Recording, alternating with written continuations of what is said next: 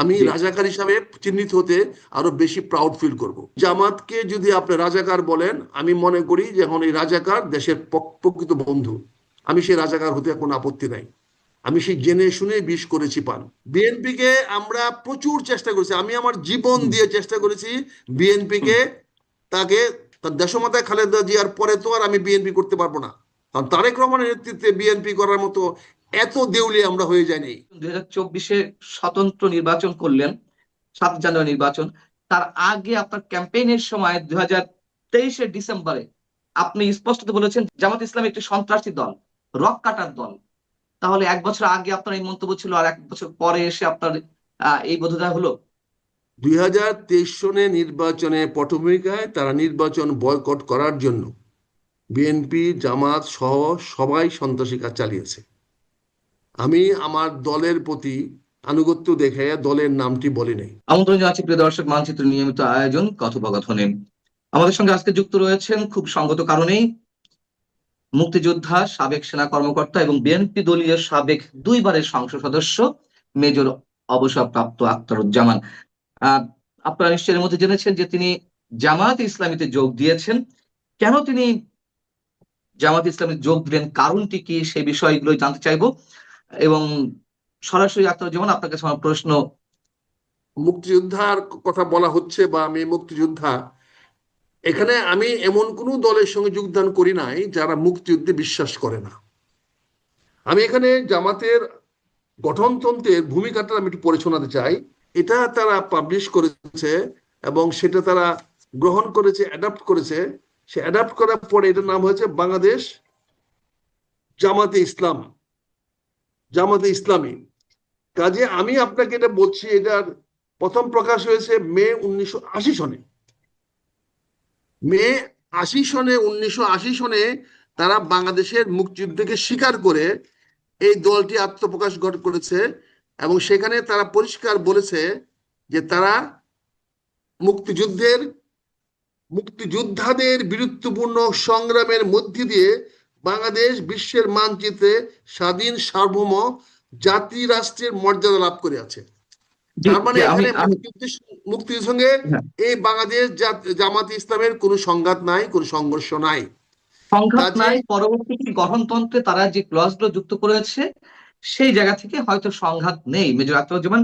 আমার প্রশ্ন হচ্ছে, এটা তো তাদের পরবর্তীতে উপলব্ধি, এবং এখন এই মুহূর্তে বাংলাদেশ বিরোধী হোক, বাংলাদেশ পক্ষে হোক, স্বাধীন বাংলাদেশের পক্ষে কিংবা বিপক্ষে যারাই রাজনীতি করতে আসুক না কেন, মুখে অন্তত মুক্তিযুদ্ধকে স্বীকার না করে উপায় থাকে না তাদের। সেই জায়গা থেকে জামাত ইসলামী তো এগুলো লিখতেই পারে, কিন্তু আমি যদি বলি যে 71-এ জামাত ইসলামের কি ভূমিকা ছিল, আপনি তো রণাঙ্গনের একজন মুক্তিযোদ্ধা, সেই জায়গা থেকে অবশ্যই আমাদের একাত্তরে সবার। একাত্তরে একাত্তরে মুক্তিযুদ্ধ তো আমি জামাতের বিরুদ্ধে করি নাই। একাত্তরে মুক্তিযুদ্ধ করেছি আমি পাকিস্তানের বিরুদ্ধে। জি। পাকিস্তানে তখন একটা তাবেদার সরকার ছিল ডক্টর মালিকের নেতৃত্বে। সেই হুম। মালিকের নেতৃত্বে 2 জন মন্ত্রী অংশগ্রহণ করেছিল এবং তার আবার 3 জন আওয়ামী লীগের মন্ত্রীও ছিল। এবং এদেরকে নিয়ে ডক্টর মালিকে একটা ঠেড়া মালিককে আর একটা দল গঠন করেছিল। তাদেরকে সহায়তা করার জন্য তৎকালীন সরকারের অধীনে একটা প্যারামিলিশিয়া ফোর্স তারা করেছিল। কিন্তু আমাদের যুদ্ধটা ছিল পাকিস্তানের বিরুদ্ধে। আপনি জামাতকে এত ঠিক মূল্য আছে, দিচ্ছেন পাকিস্তানের কেন? যারা দোসর ছিল, পাকিস্তানের যারা দোসর ছিল। তারা দোসর ছিল, আপনি পাকিস্তানকে মাফ করে দিলেন আর দোসরকে মাফ করবেন না, এটা কি ধরনের কথা হলো? না, আমার পাকিস্তানকে যুদ্ধটা মাফ তো কোনো করেছে কারা? অবস্থাতে আমার যুদ্ধটা তো কোনো অবস্থাতে জামাতের বিরুদ্ধে ছিল না। আমার জামাতের যুদ্ধটা বিরুদ্ধে ছিল ছিল না, যারা পাকিস্তান। আল যারা রাজাকার বাহিনী গঠন করেছিল, যারা বদর বাহিনী গঠন করেছিল, আল শাম গঠন করেছিল। পাকিস্তানের পক্ষে তো অস্ত্র দিয়েছিল চীন, অস্ত্র দিয়েছিল আমেরিকা, সহায়তা হুম। করেছিল আমেরিকা, সৌদি আরব। আমরা কি তাদের সঙ্গে এখন শত্রুতামি আছে? তাদের কি ঠিক আছে, বৈরী আমরা? কাজে আমি ওইগুলো জামাতকে আপনি কেন, আমার রাজনৈতিক প্রতিপক্ষ হিসেবে জামাতকে কেন আমি কন্ডেম করব? জামাত তো বাংলাদেশের স্বাধীনতা সার্বভৌমত্ব মুক্তিযুদ্ধ মেনে নিয়েছে। তাই আজকে হুম, হুম, হুম। 2025 সনে এসে আমি যখন জি। দেখলাম আমাকে নতুন করে রাজনৈতিক মেরুকরণ করতে হবে, আমি যে হুম, হুম। দলটি করতাম সেই দলটি আজকে 2.5 বছর ধরে আমাকে বহিষ্কার করে রেখেছে। তাদের বিরুদ্ধে আমার কোনো অভিযোগ নাই, জি। কিন্তু তারা আমাকে ন্যূনতম, আমরা সেই দলটি করার সুযোগ পাচ্ছি না। তা আজকে আমি কোথায় যাব? আজকে এখন আমাকে মুক্তিযুদ্ধকে যারা মানে তাদের কাছে যেতে হবে। আমি খুঁজে দেখলাম যে জামাত ইসলাম মুক্তিযুদ্ধকে মানে এবং মুক্তিযুদ্ধকে স্বীকার করে। আজকের যে প্রজন্ম, যে এই প্রজন্মের জন্ম হয়েছে, যেমন ডক্টর শামসুর রহমান, যার যার বয়স এখন 69 বছর বয়স, অর্থাৎ মুক্তিযুদ্ধের সময় যার বয়স ছিল 14 বছর, যুদ্ধপরাধী নয়। সে তো মুক্তিযুদ্ধের বিরোধিতা করে নাই, পরবর্তীতে সে জাসদ করেছে, জাসদ ছাত্রলীগ করেছে। তো জাসদ ছাত্রলীগ করে সে আজকে জামাতের আমির হয়েছে। কাজে এখানে তো জামাতের একটা বিবর্তন হয়েছে। এখানে এই বিবর্তনের প্রক্রিয়াতে আজকে জামাত আসছে। আমি একটু জিজ্ঞাসা করি মেজর আকরামুজ্জামান, জামাতকে আমি যুদ্ধাপরাধী যাদেরকে বলেছি তারা তো শাস্তি পেয়েছে, তাদের ফাঁসি হয়েছে। সবাই কি শাস্তি পেয়েছে? সবাইকে শাস্তি পেয়েছে? যতজনই শাস্তি পাক পেয়েছে, কিন্তু যারা যুদ্ধাপরাধী তারা তো কেউ এখন জামাতে নাই, থাকলেও ভেরি নেগলিজেবল। আমার But, বিএনপি থেকে নাই? আমার আচ্ছা, বিএনপি থেকে স্বাধীনতার মুক্তিযুদ্ধের শত্রু নাই? আমার শত্রু কি বিএনপিতে নাই? আওয়ামী লীগে নাই? নুরু মৌলবী কি আওয়ামী লীগের স্থান পায় নাই? খন্দকার মুশারফ কি আমাদের নেতার ব্যয় হয় নাই? সেও তো রাজাকারের ছেলে ছিল, সেও তো ছিল, যেরকম লোক কি হয় নাই? আজ জামাতকে আজকে আমি আমি যেটা বলতে চাই, আমি জামাতকে যদি আপনি রাজাকার বলেন, আমি মনে করি যে এখন এই রাজাকার দেশের প্রকৃত বন্ধু। আমি সেই রাজাকার হতে কোনো আপত্তি নাই। আমি সেই জেনে শুনে বিষ করেছি পান। আমি আমি জামাতকে আমি পেয়েছি, তার গঠনতন্ত্র যখন আমি এটা পেয়েছি, তখন আমি দেখেছি যে আমার এই পরিণত বয়সে আমার দুইটা পারপাস হবে। একটা হবে আমি ইসলামিক দলের জন্য আমি কাজ করতে পারবো, বাংলাদেশে ইসলামিক শাসন ব্যবস্থা, ইসলামিক প্রচলন, ইসলামিক রীতিনীতি, মডার্ন ইসলাম, এটা প্রতিষ্ঠা করার জন্য আমি কাজ করতে পারবো। দ্বিতীয়ত, আমি মুক্তিযুদ্ধের পক্ষের একটা শক্তির সঙ্গে থাকতে পারবো।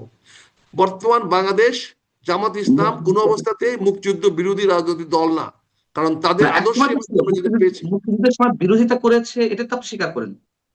না না, সেটা তো আমাদের, শুনেন, আওয়ামী লীগও তো মুসলিম লীগ ছিল।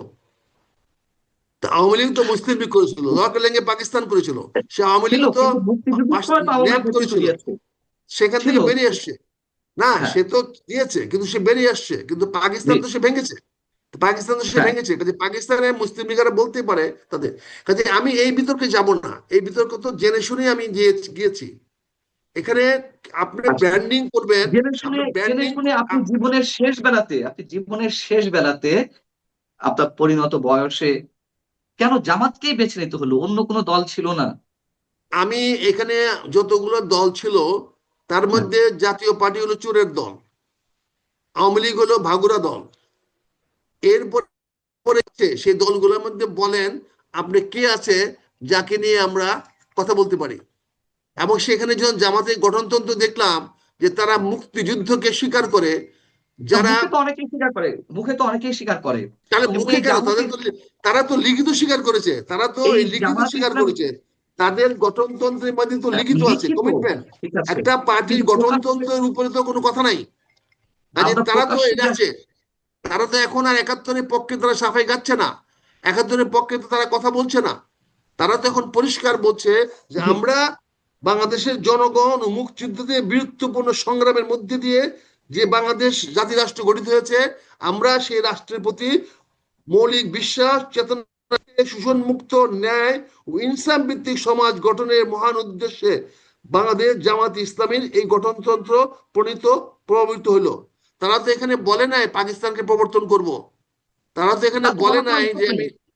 তা তো বলার কোনো স্কোপ নেই, কিন্তু আমরা দেখছি যে তারপরেও কেউ কেউ বলছে, জামাতের আদর্শে অনুসারী জামাতের নেতা অনেকে যারা, দাবি করেন। কাজী ইব্রাহিম গত 3-4 দিন আগেই যে বক্তব্যটি দিলেন, যে একাত্তরের প্রজন্ম ঘৃণিত প্রজন্ম, একাত্তরে বাংলাদেশ স্বাধীন হয়নি, বাংলাদেশ স্বাধীন হয়েছে হয়েছে 47-এ। এই যে নিজেদের অজান্তেই অথবা কখনো কখনো বুক ফুলিয়ে এই কথাগুলো পান্না বলছে, ভাই, তাহলে কি আমরা ধরে পান্না নেব যে ভাই, জামাত ইসলামী সঠিক পথে আছে? না না না না, আমি এটা পরিষ্কার করেছি আজকে, জামাতের বক্তব্যটা এই গঠনতন্ত্র অনুযায়ী দেখতে হবে। ব্যক্তিগত পর্যায়ে কে কি বলে এটাকে আপনি মূল্যায়ন করবেন না, গঠনতন্ত্রে আপনি গঠনতন্ত্র যাবে। গঠনতন্ত্রে আমি তো আপনি আমি তো বিজ্ঞ দেখেছি রাজনীতিবিদ। শেখ হাসিনার মতো একজন বিজ্ঞ প্রধানমন্ত্রী, আমার নেতা, প্রয়াত নেতা, স্বাধীনতার ঘোষক জিয়াউর রহমানকে রাজাকার বলেছে। তাই বলে কি সেটা ওনাকে তাদের রাজাকার বিষয়, মেনে এখন নিতে হবে? কথা হচ্ছে আপনার তো সঙ্গে আমাদের। বলেছে, সেটা তাদের হ্যাঁ, কিন্তু বিষয়। কিন্তু আজকের এই জামাত ইসলামের যে আমি যে গঠনতন্ত্র দেখেছি, সেখানে তারা যেহেতু এই সকল মৌলিক বিশ্ব চেতনার ভিত্তিতে হুম। মৌলিক বিশ্বাস, অর্থাৎ বাংলাদেশের প্রতি, মুক্তিযোদ্ধাদের বীরত্বপূর্ণ সংগ্রামের প্রতি তাদের মৌলিক বিশ্বাস, এখানে কিন্তু তারা সেটাকে কোথাও কাটছাট করে নাই। কাজে আমি এই মেজর দলটাকে আসাদুজ্জামান। চুজ করেছি, এই দলটাকে আমি চুজ করেছি। আমি এখন থেকে মুক্তিযুদ্ধের চেয়ে আমি আরো বেশি প্রাউড ফিল করব টু বি রাজাকার। কারণ আমার জিয়া রহমান যেহেতু রাজাকার হয়েছে, আমি জি। রাজাকার হিসাবে চিহ্নিত হতে আরো বেশি প্রাউড ফিল করব। আহ, না, সেটা আপনি করতেই পারেন, আপনার চেতনা, আপনার বিশ্বাস, সেটি একান্তই আপনার, তাই না না? না, সেটা তো আমার আমরা। জিয়া রহমান যেখানে রাজাকার হয়েছে, আমার জিয়া জি। রহমানকে যেখানে রাজাকার বলেছেন, স্বাধীনতার ঘোষককে যেখানে রাজাকার বলা হয়েছে, হ্যাঁ, হ্যাঁ। সেখানে যদি আপনি মনে করেন যে আমি জামাত ইসলামে অংশগ্রহণ করার জন্য আমিও রাজাকার হয়ে গেছি, আমার তো হুম, কিছু হুম। বলার নাই, আমাকে সেটা না, মেনে নিতে এটা হবে। হতেই পারে, কিন্তু আমাদের কিছু কিন্তু প্রশ্ন আছে, আমি সেই মনে প্রশ্নের করি, জায়গা থেকে। হুম। আমি এই মুহূর্তে মনে করি পান্না ভাই, আপনি রিয়েলিস্টিক কথা বলতে হবে, বস্তুনিষ্ঠ কথা বলতে হবে এবং বাস্তবতার সঙ্গে আলোকে বলতে হবে। আমি আমি সে বাস্তবতা গঠনতন্ত্র আলোকে পড়ে, বলছি। আমি আমি প্রশ্নটা করি আপনাকে। গঠনতন্ত্রে আলোকে হ্যাঁ। দেখছি জামাত জি। দলগতভাবে, জি। আদর্শগতভাবে মুক্তিযুদ্ধ বাংলাদেশ এবং স্বাধীনতা মুক্তিযুদ্ধোত্তর বাংলাদেশের সঙ্গে তাদের কোনো সংঘাত নাই। এখানে তাদের অবস্থান, সংবাদ মৌলিক নাই, আমরা অবস্থান কি অর্থাৎ পুস্তকের একাত্তরে মধ্যে। যা ছিল, মৌলিক অবস্থান একাত্তরে মুক্তিযুদ্ধে যা ছিল, সেখানে তাদের অবস্থান অত্যন্ত পরিষ্কার। ওকে, ফাইন, যদি সেটি সত্যই হতো আমরাও ওয়েলকাম জানাতাম, কিন্তু আমরা কি সবকিছু পুস্তকের ওয়েলকাম জানান, মধ্যেই। সত্য আসেন, বলেন, আসেন, কথা বলি, না, সেমিনার সেটাই করি, সেটাই এই জন্য সিম্পোজিয়াম তো করি। আলোচনা। আজ আমরা, থেকে তো আমার প্রশ্ন আজ হচ্ছে যে থেকে আমরা কি তো আজ থেকে তো আমি জামাতের বক্তব্য আপনাদের কাছে নিয়ে আসার দায়িত্ব নিলাম। ওকে, ফাইন, ঠিক আছে, আপনি দিবেন, আমরা শুনবো। মুক্তিযুদ্ধের পক্ষের কিন্তু কিন্তু শক্তির আমাদের কাছে কিছু আমি প্রশ্ন আছে। আমি দাঁড়ে দাঁড়ে আমরা আসবো। কি আমরা কি শুধুমাত্র পুস্তকের মধ্যে সীমাবদ্ধ থাকবো, নাকি আপনি বারবার বাস্তবতা বলছেন, বাস্তবতার দিকে তাকাবো? 100 ভাগ বাস্তববাদী তাকাবো। সেখানে যদি আপনি কোনো অমিল পান, গরমিল পান, দলগত কোনো সিদ্ধান্তে যদি আপনি এর কোনো ব্যত্যয় ঘটেন, হুম। আমি আপনার হয়ে কথা দিচ্ছি আমরা আপনাকে, কিন্তু আমরা আমি কিন্তু সেটা জামাতের নিয়ে কথা বলবো। আমরা কিন্তু জামাতের কোনো ধরনের প্রতিক্রিয়া পায়নি যখন এইসব কথাবার্তা বলা হচ্ছে, একাত্তরকে ইঙ্গিত করে নোংরা ভাষায় আক্রমণ করা হচ্ছে। জামাতের পক্ষ থেকে আমরা কোনো ধরনের প্রতিক্রিয়া পাইনি। অতএব আমি কিভাবে ধরে নেবো তারা গণতন্ত্র যা বলছে, তাদের একটি চিন্তা চেতনায়, মননে, একটি প্রাণে বিশ্বাস করে সেগুলো। একটি বৃহত্তর রাজনৈতিক দলের গঠনতন্ত্রের কাঠামোর বাইরে পক্ষের শক্তি দাবি করে অনেকেই অনেক অতি উচ্ছ্বাস, আতিশয্যময় বক্তব্য দিতে পারে। সেই বক্তব্যগুলো যদি আপনারা ক্লিয়ারিফিকেশন চান, আমি যেহেতু আজ ওকে। থেকে জামাতে যোগদান করেছি, আমি আপনার কাছে সেই ক্লিয়ারিফিকেশন নিয়ে আসব, সেই কথা আপনি যাও। দিতে পারি। না, ঠিক আমি আছে, আপনি শুধু আমি আমির পুস্তকের কথা সাহেবের সঙ্গে বলছেন। কথা বলেছি। আমির সাহেব আমাকে অভয় দিয়েছেন যে আপনি যা কিছু প্রশ্ন করতে চান হুম, হুম। অকপটে আমাকে প্রশ্ন করবেন, আমি অবশ্যই জবাব দিব। আমিও ওকে, বলেছি, ফাইন। আমি যদি কোনো আপনি। ব্যত্যয় দেখি, আপনার গঠনতন্ত্রের বাইরে কোথাও গিয়েছেন, আমি কিন্তু আমার কণ্ঠস্বর আপনি বন্ধ করবেন না। তিনি বলছেন হুম, হুম। আপনার কণ্ঠস্বর বন্ধ করা হবে না। জি। ঠিক আছে। আমি বুঝতে পারছি আপনি শুধু পুস্তকের মধ্যেই থাকতে চাচ্ছেন, এবং যেগুলো মৌখিক বাণী তার মধ্যে সীমাবদ্ধ থাকতে চাচ্ছেন, এটা আমার কাছে মনে হচ্ছে আর না, কি। থাকতে চাচ্ছি আপনার না। আপনার কাছে।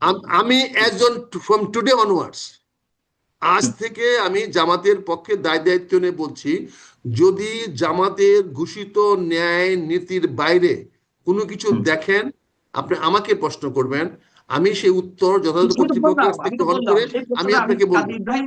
কাজী ইব্রাহিম যা করেছে এখন সবচেয়ে বড় আলোচিত বিষয় যেটি, সেটি আমি আপনাকে কাজী বললাম। কাজী ইব্রাহিম যে কথাটা বলেছে সেটা হলো গতকালকের কথা, আগের না, কথা। আরো দুই তিনটা, আরো তিন না চার না, দিন আগের কথা। আগের কথা আমি হুম, বলছি, হুম। As on from today. জি, জি, জি। আমি তো সেটা নিয়ে আমার কথা বলার কোনো অধিকার ছিল না, কিন্তু আজকে থেকে আচ্ছা। আমি সেই কথাগুলো বলবো। না, এটা আপনি বুঝতে বলবেন। পারছেন? ঠিক আছে, বুঝতে পারছি। আচ্ছা, আমার একটা প্রশ্ন, যে আপনি নিজে থেকেই উদ্যোগী হয়ে জামায়াতে জয়েন করলেন, জয়েন করার সিদ্ধান্ত নিলেন, নাকি জামায়াতের পক্ষ থেকে আপনার সাথে যোগাযোগ করা হয়েছিল? আমি গত সপ্তাহখানেক ধরে, বিশেষ করে দেশমাতা খালেদা জিয়ার সঙ্গে এই ডার্টি ট্রিক্স খেলার কারণে আমি বিএনপির বিরুদ্ধে অত্যন্ত কঠিনভাবে সোচ্চার ছিলাম, বক্তব্য দিচ্ছিলাম।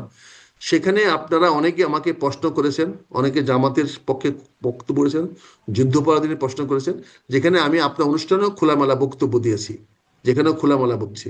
এবং আমি নিজেও বলেছি যে আমি নির্বাচন করব না, আমি জি। নির্বাচনে যাব না, নির্বাচনে আমি নাই।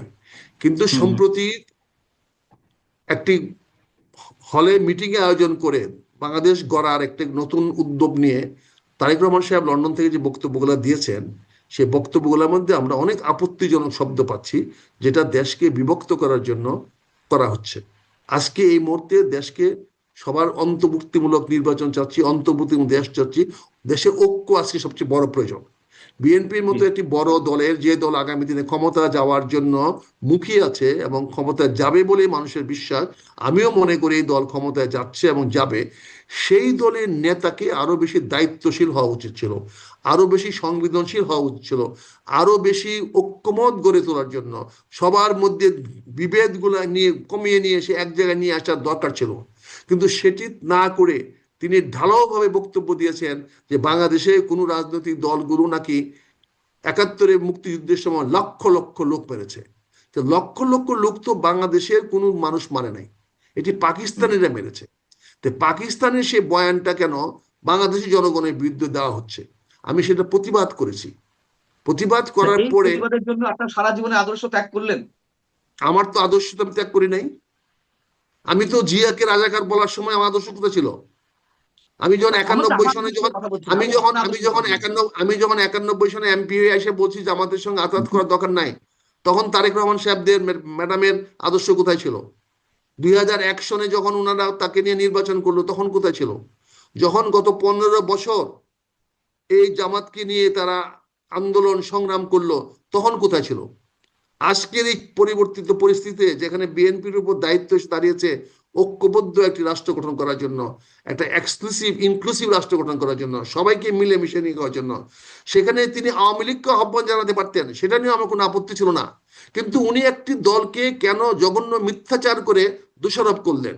এটা প্রতিবাদ করার মতো কেউ ছিল না। আমি প্রতিবাদ করেছি। প্রতিবাদ করার না, পরে তখন যখন জামাতের সঙ্গে আমার দেখা হয়েছে গত ২১শে নভেম্বর আর্ম ফোর্সেস ডেতে জি, অনুষ্ঠানে দেখা হয়েছে। সেখানে কথা বলেছে, কথা বলার পরে বলেছে যে ভাই আপনার এই বক্তব্যটা আমরা শুনেছি, আমাদের কিছু ভালো লেগেছে।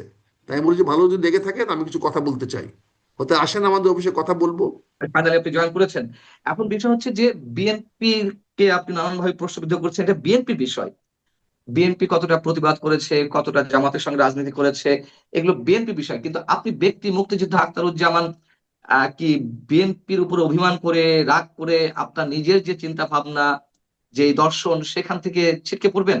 অভিমান করে তাহলে নয়, বিএনপিকে আমরা প্রচুর চেষ্টা করেছি, আমি আমার জীবন হুম, দিয়ে চেষ্টা করেছি হুম, বিএনপিকে, তাকে তার কাছ থেকে আমরা ভালো কিছু আশা করেছি। জি, দেশমাতা খালেদা জিয়াকে আপ্রাণ চেষ্টা করেছি, কিন্তু এই তারেক রহমানের সঙ্গে পারি নাই।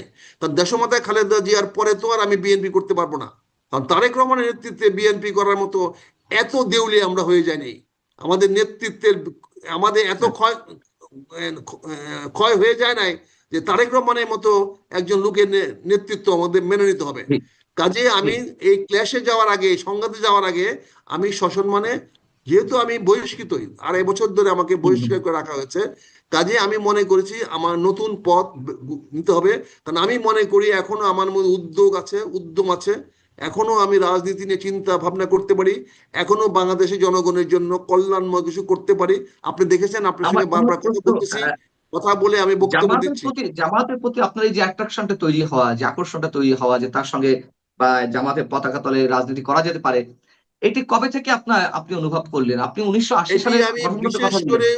বিশেষ করে আমি অনুধাবন করেছি যখন ডক্টর শামসুর রহমান সাহেব বলেছেন, আল কাফিরুন সূরার কে ডাক্তার শফিকুর তর্জমা রহমান। করে উনি উনি বলেছেন যে অন্য ধর্মের লোকেরা আমাদের কাছে হলো, এই কি বলে এটাকে, উনি বলছেন শব্দটা হলো আমানত। কাজে আমানতের ক্ষয়ন তারা করবেন না, আমানত তারা ক্ষুণ্ণ করবে না, তাদের নিরাপত্তা দেওয়ার ক্ষুণ্ণ করবেন না। আর আচ্ছা, আমিও এই জানি কথাটাই আপনি একই সময় সুরার দিলেন। একই সুরার সত্য বলা, সত্যকে আল্লাহর কাছে ফিরিয়ে দেওয়া, এটাও আল্লাহর আহ, ইয়া শব্দটা বাবা ভুলে যাই আমি, যে যাও, এটাও ঠিক আল্লাহর আছে। আমানত। না, এই আপনি আল্লাহর আমার আমানতটা আমি আমার যদি শেষ। সত্য ফিরাই দিতে চাই, তখন আমি দেখলাম একমাত্র সত্য ফিরাই দিতে হলে আল্লাহর পথে, ইসলামের পথে যেতে হবে। এবং ইসলামী দলগুলোর মধ্যে যেহেতু ৮ দলীয় ঐক্যজোট এখন ঐক্যবদ্ধ হয়েছে, কাজে আমি আপনার মনে কোনো হয় যে আলাদা এগুলো ইসলামী দল করার দরকার নাই। আমি আপনার মনে জামাতের হয় যে এগুলো গঠনতন্ত্রের মধ্যে যেহেতু মুক্তিযুদ্ধের পক্ষের বক্তব্য পেয়েছি, তাই আমি অত্যন্ত মানে নিঃসংক চিত্তে এবং খুশি মনে আমি জি, জামাতে ঠিক যোগদান আছে। করেছি।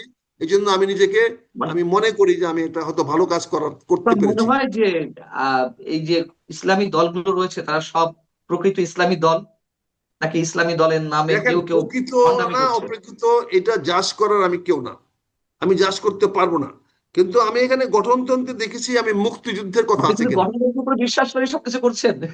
তাহলে কি আমি কি করব বিশ্বাস? আমি তো বই পড়ে তো বাস্তবতা জ্ঞান দেখবো, আহরণ আমরা করছি। বাস্তবতা দেখবো আমি না। তো বইয়ের বাইরে তো আমি তো বইয়ের বাইরে কোনো জ্ঞান আহরণ করতে পারি নাই। জ্ঞান আহরণ করার এমএলএম সর্বোত্তম পন্থা হলো ইকরা এমএলএম বিস্মে রাব্বিকা। জ্ঞান আহরণ করার সবচেয়ে বড় পন্থা হলো ইকরা বিস্মে রাব্বিকা, আল্লাহর নামে পড়ো। তা আল্লাহর নামে এমএলএম পড়া ছাড়া কোম্পানিতে তো তো আমি অন্য কত কোনো কি লেখা সামাজিক। থাকে। এমএলএম কোম্পানির তো তাদের ব্রুশিয়ারে, তাদের কোম্পানি কিন্তু বিধিতে কত কি লেখা কিন্তু থাকে, কিন্তু তারা যে ভাইয়া প্রতারণা করে বাংলাদেশ যায় মানুষের সাথে। বাংলাদেশ জামাত ইসলাম কোনো অবস্থাতে এমএলএফ কোম্পানি নয়। আমি একটি সেটা বলছি না, প্রতিষ্ঠিত আপনি একটি পুস্তকের কথা প্রতিষ্ঠিত বলছেন, আমি সেটা বৃহত্তর বলছি না। রাজনৈতিক দল। যে রাজনৈতিক দলে যতগুলো পিএইচডি আছে, যতগুলো ইঞ্জিনিয়ার আছে, যতগুলো ডাক্তার আছে, আপনি যতগুলো আপনি শিক্ষক আছে, ভুলভাবে ট্রিট করছেন যতগুলো আমাকে। মাদ্রাসা শিক্ষক আছে, মিস্টার জামান, অন্য কোনো রাজনৈতিক দলে সেগুলো নাই ভাইয়া। না না, আমি আমি সেটা বলিনি। আপনি বারবার গঠনতন্ত্রের কথা বলছেন, আপনি বারবার পুস্তকের কথা বলছেন।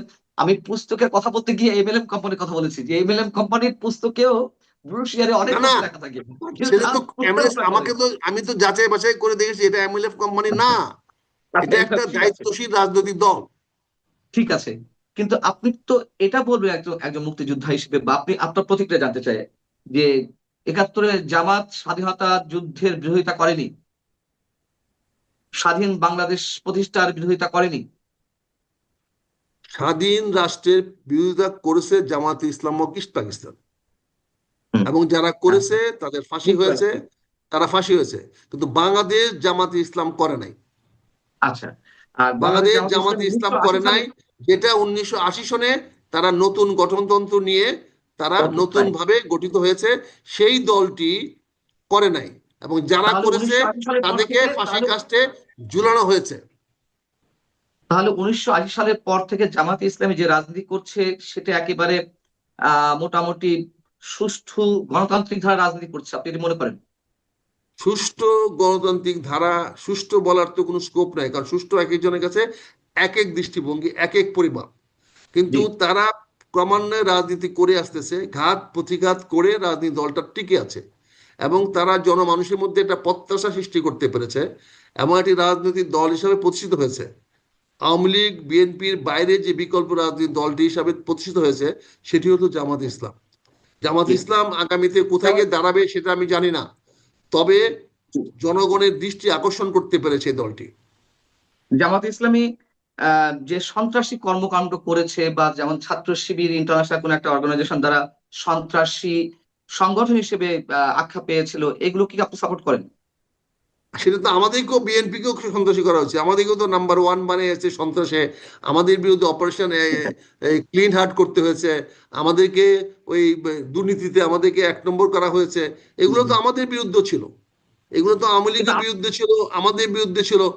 না, জামাত কিন্তু আপনি আগামীতে মনে করেন ক্ষমতায় না। গেলে পরে, জামাত আগামীতে ক্ষমতায় গেলে পরে যদি এগুলা তারা করে, তাহলে আওয়ামী লীগ জামাতকেও ট্যাগ করা হবে। এমন তো না, কিছু না, তাহলে জামাত যদি এই কাজগুলো আমি করে আপনার ট্যাগ কথা করা জিজ্ঞেস হবে। করছি, আমি আপনার কথা জিজ্ঞেস করছি, যেহেতু কথা হচ্ছে আজকে, আলোচনা হচ্ছে জি ব্যক্তি জি জি জি জি, আফতাবুজ্জামান হ্যাঁ। সাহেবকে নিয়ে। আপনি মনে করেন না জামাত সন্ত্রাসী দল বা শিবির সন্ত্রাসী দল, মনে করেন না? এখন এই মুহূর্তে জামাত এবং শিবির সন্ত্রাসী দল নয়। যদি সন্ত্রাসী দল হতো তাহলে গত আন্দোলনে আমরা দেখতে পারতাম। এখানে আমি বারবার বলছি, এখানে একটা গুপ্ত ঘাতক দল কাজ করতেছে, সেটা আওয়ামী হ্যাঁ, লীগ সরকার বের করতে পারে নাই, এই অন্তর্বর্তী সরকার বের করতে পারে নাই। ইনশাল্লাহ যদি জামাত ক্ষমতায় যায়, তো জামাত সেই গুপ্ত ঘাতক দলটাকে বের করে জনগণের সামনে ঠিক। দাঁড় করা দিবে। আমরা শেষ করবো তাহলে। এই এই এই রিলেটেড, এটা রিলেটেড আরেকটা প্রশ্ন আছে। তাহলে ১৯৮০ সালের পর থেকে জামাত যেহেতু মুক্তিযুদ্ধকে মেনে নিয়েছে, আপনি বলছেন মুক্তিযুদ্ধ আমি আদর্শের বলছি ভিত্তিতে না, রাজনীতি তাদের তো করছে। লিখিত দলিল আছে, তারা আর লিখিত লিখিত দলিল। দলিল অনেক কিছু আছে। আপনি কি মনে না না, করছেন সেটা লিখিত জিজ্ঞাসা দলিলই করছি। তো, লিখিত দলিল দেখেই তো পর্চা হবে, না সিএস না হবে, না আর না, আরো আর সবকিছু লিখিত পরিবর্তন দলিল হবে। দেওয়া হয় না। সবকিছু লিখিত না, দলিল দেওয়া হয় না, মিস্টার আকরাম হাল জামান। শোনে খাজনা আচ্ছা, তো দলিল দেখেই হবে। আপনি যে নিজে বলেছিলেন জামাত একটি সন্ত্রাসী দল, সেটা কি হবে? আমি তো জামাত সন্ত্রাসী দল বলেছি কবে, 15 বছর 20 বছর আগে, যখন আমি জামাতের বিরোধিতা করেছি, হুম, জামাতকে জি। না নেওয়ার জন্য বলেছি, যার জন্য আমি দল থেকে বহিষ্কৃত হয়েছি। কিন্তু পরবর্তীতে দেখেছি জামাত জামাত সন্ত্রাসী দল নয়, আমি বলেছি, কিন্তু কখন কিন্তু বলেছি? আপনি আমি আপনি তো বলছেন 15 জামাতকে থেকে 20 বছর আগে বলেছেন। জামাতকে নিয়ে আপনি আমি তো জামাতকে নিয়ে সরকার গঠন না করার জন্য 91 সনে যথেষ্ট তৎপরতা চালিয়েছি, প্রকাশ্যে, গোপনে না। না, ঠিক আছে। কিন্তু আপনি বলছেন যে 15-20 বছর আগে জামাতকে সন্ত্রাসী দল বলেছেন, কিন্তু আপনি গত যে নির্বাচন 2024-এ স্বতন্ত্র নির্বাচন করলেন, 7 জানুয়ারি নির্বাচন, তার আগে আপনার ক্যাম্পেইনের সময় 2023-এর ডিসেম্বরে আপনি স্পষ্টত বলেছেন জামাত ইসলামী একটি সন্ত্রাসী দল, রক কাটার দল। তাহলে 1 বছর আগে আপনার এই মন্তব্য ছিল, আর 1 বছর পরে এসে আপনার এই বোধোদয় হলো। 2023 সনে নির্বাচনে পটভূমিকায় তারা নির্বাচন বয়কট করার জন্য বিএনপি, জামাত সহ সবাই সন্ত্রাসী কাজ চালিয়েছে। আমি আমার দলের প্রতি আনুগত্য দেখে দলের নামটি বলি নাই, কিন্তু না, এই ঠিক আছে। কাজগুলো না, আপনি যারা 1 বছর করছিল, আগেও বলেছেন, সেই আমি সেটা হিসাবে বলছি যে সেই হিসাবে আমি 1.5 বছর জামাতকে আগেও বলেছি। জামাতকে সন্ত্রাসী দল, রক কাটার দল বলেছেন। না না, এখন এখন হচ্ছে আমি যে আমি জি, আমি আপনাকে এটা বলছি, রাজনীতিতে আমরা কি করতেছি। আপনি 2023 সনের রাজনীতি পরিবর্তন, 2023 সনে বাংলাদেশের প্রধানমন্ত্রী ছিলেন শেখ হাসিনা। আর আজকে 2025 সনে এসে জি, শেখ হাসিনা বলে কোনো মানুষের অস্তিত্ব বাংলাদেশের রাজনীতিতে নাই। শূন্য জি। শূন্য শূন্য শূন্য। এবং ডক্টর ইউনূস এটাকে 3-0 বানায়া 4-0 করে দিয়েছে।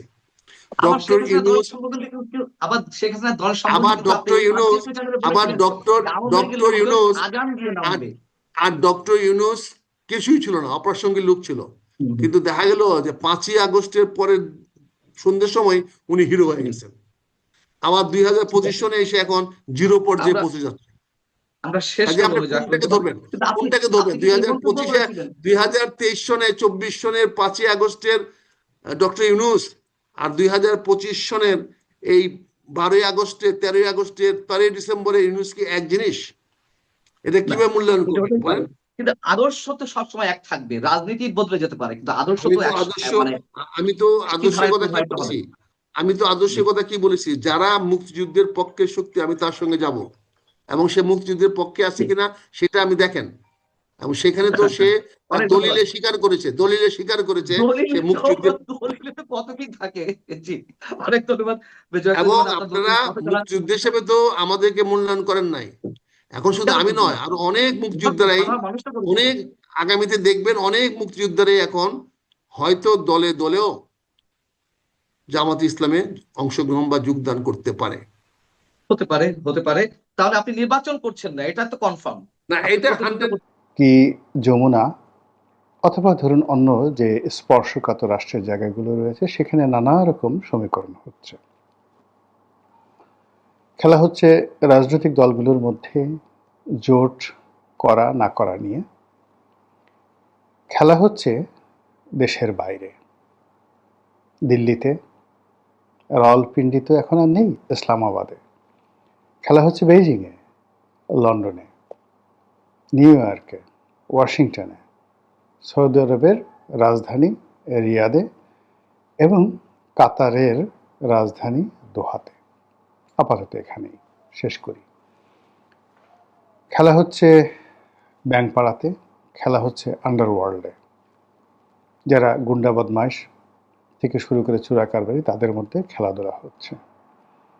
তো এ সকল খেলাধুলার মধ্যে নির্বাচনের যে তফসিল, এটি ঘোষণা হয়ে গেছে। খুবই সহজ সরল এবং চমৎকার একটি নির্বাচনের রোডম্যাপ প্রধান নির্বাচন কমিশনার ঘোষণা করেছেন। ডিসেম্বর মাসের 29 তারিখের মধ্যে মনোনয়নপত্র দাখিল করতে হবে। তারপর সেই মনোনয়ন যাচাই বাছাই শেষ করে ফেব্রুয়ারি মাসে যেভাবে প্রথমার্ধে মানে 15 তারিখের আগে নির্বাচনের কথা প্রধান উপদেষ্টা বলেছিলেন, ঠিক সেইভাবেই একটি তফসিল ঘোষণা করা হয়েছে। যারা সরকারের পক্ষের লোক তারা নানা রকম মুখ ঝুলিয়ে ঝুলিয়ে বলার চেষ্টা করছেন যে এতদিন যারা নির্বাচন সম্পর্কে নানা নেতিবাচক কথা বলতেন, যারা বলতেন ডক্টর মোহাম্মদ ইউনূস নির্বাচন দেবেন না, তিনি আজীবন ক্ষমতায় থাকবেন, এখন তাদের কি হবে, এখন তারা কি বলবেন, এইরকম পক্ষের যারা লোকজন তারা বলার চেষ্টা করছেন। আর ডক্টর মোহাম্মদ ইউনূসের অধীন কোনো নির্বাচন হওয়া সম্ভব নয়। যদি তিনি একটা নির্বাচন করেন, সেই নির্বাচনটি হবে পৃথিবীর সেরা নয়, সবচেয়ে একটা নিকৃষ্ট নির্বাচন।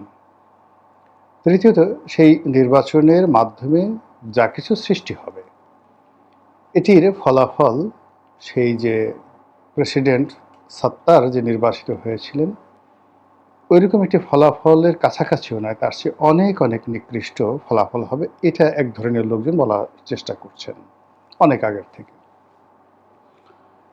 দ্বিতীয় গ্রুপ যেটি বলার চেষ্টা করছেন যে এই নির্বাচনে একটা ম্যাজিক্যাল ঘটনা ঘটবে। দক্ষিণপন্থী যে রাজনৈতিক দলগুলো রয়েছে তারা এই নির্বাচনে ভূমিধস বিজয় লাভ করবে। ঠিক রাজশাহী ইউনিভার্সিটি, জাহাঙ্গীরনগর ইউনিভার্সিটি, ঢাকা বিশ্ববিদ্যালয়ের যে ছাত্র সংসদ নির্বাচনে দক্ষিণপন্থী গ্রুপগুলো জামাত শিবির যেভাবে সফলতা লাভ করেছে, ঠিক এইভাবেই তারা সফল হবেন। আবার আরেক পক্ষ বলার চেষ্টা করছেন যে সরকারের যে দুর্বলতা রয়েছে এই মুহূর্তে, সেই দুর্বলতার প্রেক্ষিতে আইন শৃঙ্খলা রক্ষা করা, মানুষের মনে বিশ্বাস প্রশ্বাস ইত্যাদি সৃষ্টি করা এবং মানুষকে ভোটের মাঠে ভয়হীন করার জন্য রাষ্ট্রের যে শক্তিমত্তা দরকার সেটি নেই। ফলে একেবারে দলীয় পান্ডা যারা, প্রার্থীদের পক্ষে যারা জীবন বাজি রেখে কাজ করতে আগ্রহী অথবা যারা ভাড়ায় খাটবেন টাকা পয়সার বিনিময়, এই দুটো গ্রুপ নির্বাচনের মাঠে মিছিলে মিটিংয়ে সক্রিয় থাকবে। কিন্তু যেহেতু জননিরাপত্তা এখানে কাঙ্ক্ষিত পর্যায়ে পৌঁছেনি, কাজে জনগণ এখানে স্বতঃস্ফূর্তভাবে নির্বাচনের মাঠে উপস্থিত হবে, ভোট প্রদান করবে, এটা বলতে গেলে অসম্ভব। 5% to 6% লোক ভোট কেন্দ্রে আসতে পারে, এইভাবে অনেকে ক্যালকুলেশন করার চেষ্টা করছেন। যারা এই ক্যালকুলেশনের বাইরে, তাদের বক্তব্য হলো যে এখানে মানে সকল মানুষ আওয়ামী লীগের প্রতি রাগ হয়ে আছে, সকল মানুষ ভোট দেওয়ার জন্য উন্মুখ হয়ে আছে। তারপর বিশেষ করে যে এই মুহূর্তে প্রায় 50% তরুণ সম্প্রদায় আছে যাদের বয়স 50-এর নিচে, এবং যাদের একটা বিরাট অংশ, অলমোস্ট 40% যারা জীবনে ভোটই দেয়নি, তারা এই বছর হুমড়ি খেয়ে পড়বে ভোটের ময়দানে ভোট দেওয়ার জন্য। ফলে 70%, 80% ছাড়িয়ে যদি ভোটাররা, 90% ভোটাররা ভোট কেন্দ্রে গিয়ে ভোট দেন, এটা অস্বাভাবিক কিছু না। এরকম চিন্তা ভাবনা করার লোকেরও কিন্তু অভাব নেই, এবং বিশেষ করে সরকারের যারা কর্তা ব্যক্তি তারা। এই বছর যারা জামাতের পক্ষে কাজ করছেন তারা মনে করছেন যে তাদের যে মহিলা সংগঠন রয়েছে সেই সংগঠন দিয়ে তারা একটা ভূমিধস বিজয় নিশ্চিত করবেন এবং বাংলাদেশে একটা নতুন ইতিহাস তারা তৈরি করবেন। এই গেল মানে ভোটের মাঠের একটা স্বাভাবিক হিসাবপত্র। আমি সব পক্ষের কথা বললাম, আপনি কোন পক্ষের কথা গ্রহণ করবেন সেটা আপনার ব্যক্তিগত বিষয়। এখন আমি আশ্চর্য যে ঘটনাগুলো ঘটছে গত কয়েকদিনে, যেমন ধরুন একটা নিয়ম হয়েছে যে যেদিন তফসিল ঘোষণা করা হবে সেদিন থেকে আর কেউ ভোটার হতে পারবে না। তো বোঝার চেষ্টা করুন, তো সেই অর্থে জনাব তারেক রহমান সাহেব এই তফসিল ঘোষণা করা হয়েছে, তিনি ভোটার হতে পারবেন না। তো তিনি যদি ভোটার হতে না পারেন, প্রধানমন্ত্রী হতে না পারেন, নির্বাচিত হতে না পারেন, তাহলে বিএনপির যে জনজোয়ার, এই জনজোয়ারটা কিভাবে পরিচালিত হবে? সরকার সেটা বুঝছে। বোঝার পরে এইরকম একটা এক্সিস্টিং আইন থাকার পরেও তারা বলছে যে তারেক রহমান সাহেব বিশেষ ব্যবস্থাধীনে তিনি ভোটার হতে পারবেন, লন্ডনে থেকে নির্বাচন করতে পারবেন। মানে বিএনপিকে একটা ফাঁদে ফেলানোর চেষ্টা। বোঝার চেষ্টা করুন, এখন যদি এই কাজটি তারেক রহমান সাহেব করেন, আগামীতে যদি তার প্রার্থিতা নিয়ে, তারপর তার নির্বাচনে জয়লাভ নিয়ে, তার ভোটার হওয়া নিয়ে যে কেউ রিট করে, সঙ্গে সঙ্গে সেই রিটটি গৃহীত হবে এবং পুরো প্রক্রিয়াটি প্রশ্নবিদ্ধ হয়ে যাবে। 2 নম্বর হলো যে এই কাজ যারা করবেন, ইলেকশন কমিশনের যে সমস্ত কাজ করবেন, তাদের পরিণতি গণেশ উল্টে গেলে ঠিক সেরকম হবে যেভাবে সাবেক নির্বাচন কমিশনারদের হয়েছে, কোনো সন্দেহ নেই। তো এক্ষেত্রে বিএনপি কি করতে পারে? বিএনপি সেটি হলো ওই যে আইনটি, সেই আইনটি তারা মানে রদ করার জন্য সরকারকে চাপ প্রয়োগ করতে পারে যে ভোটের একদিন আগেও বা 24 ঘন্টা আগেও যে কেউ ভোটার হতে পারবেন। আর নির্বাচনের তফসিল ঘোষণার পরে মানে যেদিন মনোনয়নপত্র জমা দেওয়ার শেষ দিন তার আগের দিন পর্যন্ত যে কোনো প্রার্থী ভোটার হয়ে অংশগ্রহণ করতে পারবেন। এরকম বিধিবদ্ধ আইন না করে আগের যে আইন সেটার উপর একটা ধামাচাপা দিয়ে বিএনপিকে একটা ফাঁদের মধ্যে ফেলে দিলে বিএনপি নির্ঘাত নির্বংশ হয়ে যাবে। তো বোঝার চেষ্টা করুন যে কি ফাঁদটা বিএনপির জন্য পাতা হয়েছে। এই গেল এক। 2 নম্বর হলো যে শেখ হাসিনার কথায় কিছু যাকে বলা হয় নতুনত্ব লক্ষ্য করছেন। তিনি তার স্বাভাবিক যে কথাবার্তা তার বাইরে গিয়ে তিনি সেই যাকে বলা হয় বেগম জিয়ার যে অসুস্থতা এটা নিয়ে তিনি দুঃখ প্রকাশ করেছেন, সহানুভূতি জানিয়েছেন এবং তার মঙ্গল কামনা করেছেন। রাখেন এখন এটা এখানে। দ্বিতীয়ত জনাব তারেক রহমান সাহেব সম্পর্কে মার্কিন যুক্তরাষ্ট্রের যে গোপন দলিল সমূহ অর্থাৎ 2001 থেকে 2006 পর্যন্ত হাওয়া ভবন সংক্রান্ত যে সকল মানে গোপন দলিল ছিল সেগুলো এই সময়টিতে হঠাৎ করে উন্মুক্ত করে দেওয়া হয়েছে, ওপেন। এটা আমি নেটে একটা জিনিস পেলাম, এটা আমেরিকান সরকারের পক্ষ থেকে এটা করে দেওয়া হয়েছে এবং কেন এই সময়টাতে আমেরিকা সেই জিনিসটি করে দিল। এটা হলো 2 নম্বর। 3 নম্বর হলো যে জনাব তারেক রহমান সাহেব ব্যক্তিগতভাবে অনেক দিন তিনি মানে যাকে বলা হয় জামাতের ব্যাপারে উদাসীন ছিলেন, অনেকদিন প্রেমমুগ্ধ ছিলেন এবং অনেকদিন রেজিস্ট ছিলেন। জামাতের ব্যাপারে নেতিবাচক কোনো কথা বলে তার দরবার থেকে কেউ ফিরতে পারত না। অল অন এ সাডেন তিনি ইউটার্ন করেছেন এবং তিনি এবং তার দলের যে সকল নেতাকর্মী জামাতের বিরুদ্ধে বলছেন এটা বিএনপি রাজনীতির সঙ্গে 180 ডিগ্রি অ্যাঙ্গেলে সাংঘর্ষিক। 2 নম্বর হলো যে দলের মধ্যে যে সকল লোক জামাত বিরোধী এখন তারা দলের কাছে খুবই গুরুত্বপূর্ণ হয়ে উঠেছেন, বিশেষত মুক্তিযোদ্ধা ফজলুর রহমান সাহেব। আর যেখানে স্বয়ং তারেক রহমান সাহেব জামাতের বিরুদ্ধে যে কথাগুলো বলছেন এটা খুবই কগনিজেন্সে আনতে হবে। 3 নম্বর হলো যে বিএনপি যেভাবে নির্বাচন এবং অন্যান্য বিষয় নিয়ে যাকে বলা হয়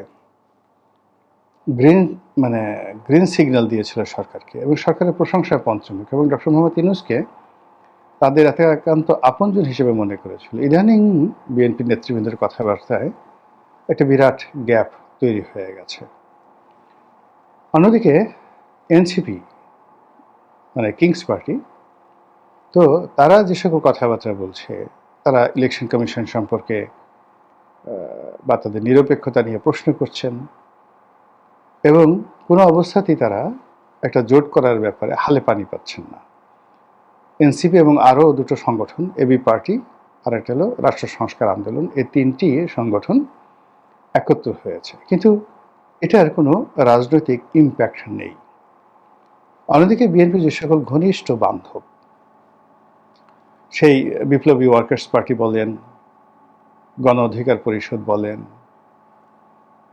আমজনতা পার্টি বলেন, আমজনতা পার্টির প্রধান যিনি জনাব তারেক রহমান, তার নামও তারেক রহমান, তো তার সেই দল বলেন, আন্দালিব রহমান পার্থর দল, এনডিএম মানে ববি হাজ্জাজের দল, জুনায়েদ শাকির দল, তারপরে আসম আব্দুর রব সাহেবের দল, তারপর এরকম যাদের সাথে ওই মামুনুল হকের দল, যাদের সঙ্গে তাদের যাকে বলা হয় দীর্ঘকালীন রাজনৈতিক সমঝোতা, এখানে সবাই আশা করেছিল যে অন্তত 100টি আসনে তাদেরকে ছাড় দেওয়া হবে। এখন সেই 100টি আসন কমতে কমতে 10টি আসনও রাখা যাচ্ছে না। আবার অন্যদিকে যে সকল আসনে প্রার্থী দেওয়া হবে, মানে ধরুন যাকে বলা হয় আমার যে আসনটি ছিল, এই আসনটিতে আমি যে সমস্যাটা দেখতে পাচ্ছি সেই সমস্যাটা হলো এখানে গণ অধিকার পরিষদের নুরুকে দেওয়ার জন্য দল অনেক আগের থেকে একেবারে সেই আমার কাছে মনে হচ্ছে আরও 3 বছর আগের থেকে দল সিদ্ধান্ত নিয়েছেন। আমার সাথে জনাব তারেক রহমান সাহেবের কথা হয়েছে সেই 2019-20 সনে। তো তখনই তিনি নুরুর ব্যাপারে খোঁজখবর রাখছিলেন। আর আমি তখনই তাকে বলে দিয়েছিলাম যে আমি আর ইলেকশন করব না। তো 2019 সন থেকে আমি এই জিনিসটা দেখে আসছিলাম যে জনাব তারেক রহমান সাহেব নুরুল হক নুরুর ব্যাপারে ভীষণ রকম দুর্বল। অন্যদিকে ঢাকা বিশ্ববিদ্যালয় ছাত্র দলের সভাপতি ছিলেন হাসান মামুন। তিনি আসলে দীর্ঘদিন ধরে এই আসনে মনোনয়ন লাভের জন্য চেষ্টা করছেন।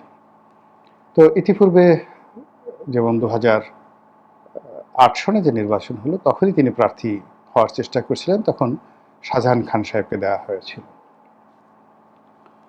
আর 2014 বিএনপি অংশগ্রহণ করলো না, 2018 সনে আমাকে দেওয়া হলো, আর 24 সনেও বিএনপি অংশগ্রহণ করেনি। ফলে হাসান মাহমুদ যিনি আছেন তার জীবনে এটাই শেষ সুযোগ। এর 5 বছর পরে তিনি আর আসলে এই রাজনীতি থেকে কিছুই পাবেন না।